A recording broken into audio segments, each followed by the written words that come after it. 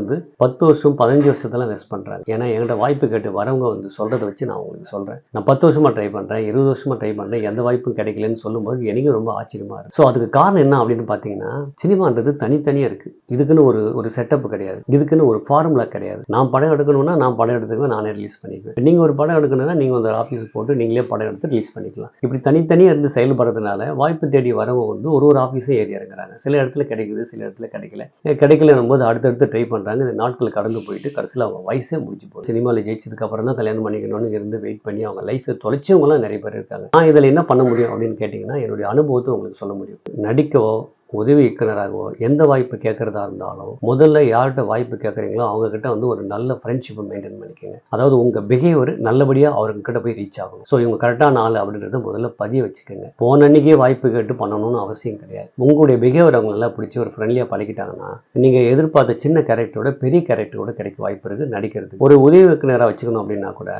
So உங்களுடைய பழக்க வழக்கம், உங்களுடைய நாலேஜ், உங்ககிட்ட அவங்க பேச நீங்கள் பேசுகிற விஷயங்கள் பிடிச்சி போச்சுன்னா உங்களை உதவி இயக்குனரோட வச்சுக்கலாம். பிஹேவியர் நல்லா இருந்தால் தான் உங்களுக்கு அவங்க முன்னாடி உட்காந்து பேசுறதுக்கு ஒரு சிட்டிங் கிடைக்கும். அந்த சிட்டிங் கிடைச்சா தான் உங்களுடைய திறமைகளை வெளிப்படுத்த முடியும். இதுதான் ஃபர்ஸ்ட் ஃபார்முலாவாக இருக்குது. இது என்னுடைய அனுபவத்தில் நான் கற்றுக்கிட்டேன். ஸோ இந்த ஃபார்முலாக்குள்ளே நான் வந்ததுக்கு அப்புறம் தான் ஜெயிக்கிற ரூட்லேயே நான் காலடி எடுத்து வச்சேன். ஸோ அதுக்கப்புறம் தான் நான் ஸ்டெப் பை ஸ்டெப்பாக வளர ஆரம்பித்தேன். ஒரு டிபார்ட்மெண்ட்டுக்கும் ஒரு யூனியன் இருக்குது. ஸோ மொத்தம் 28 கிராஃப்ட் இருக்குங்க. அந்த யூனியனுக்கு சில கண்டிஷன்ஸ் இருக்குது. அந்த யூனியனில் போய் நீங்கள் முதல்ல சேர்றதுக்கு உண்டான வழிகளை பார்க்கணும். ஸோ அந்த யூனியனில் போய் சேரணும்னா ஒரு யூனியனில் சில கண்டிஷன்ஸ் வச்சுருக்காங்க. அது என்ன கண்டிஷன்ஸ் அப்படின்றது அந்தந்த யூனியனில் போய் நீங்கள் கேட்டு தெரிஞ்சுக்கலாம். முடிஞ்சால் அந்த எல்லா யூனியனோட அட்ரஸ், கான்டாக்ட் நம்பர்லாம் அடுத்தடுத்த வீடியோவில் நான் போடுறேன்.